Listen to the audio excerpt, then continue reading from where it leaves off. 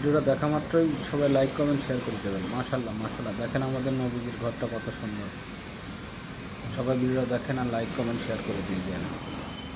দেখতে পারবেন এটাই সেই খাট যে খাটে আমাদের প্রিয় নবী হযরত মুহাম্মদ সাল্লাল্লাহু আলাইহি সাল্লাম থাকতেন। তবে এই খাটটি কিন্তু সেটার আদলেই তৈরি করা হয়েছে এবং এটাই মহানবী সাল্লাল্লাহু আলাইহি সাল্লামের ঘর। আমরা যদি একটু দেখানোর চেষ্টা করি দেখতে পারবেন একেবারে আমরা সেই 1400 বছর পিছনে চলে যেতে হবে।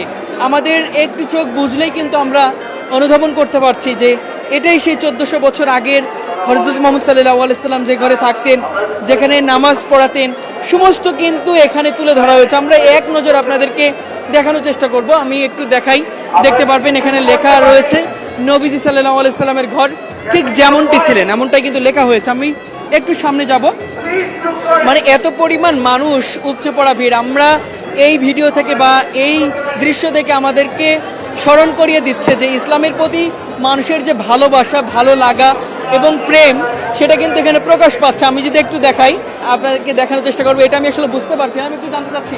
এই জায়গাটা সম্ভবত আল্লাহ রাসূলের পাকের একটা নিদর্শন, পাকঘর, খাওয়া দাওয়া করতে। যেমন কি আসলে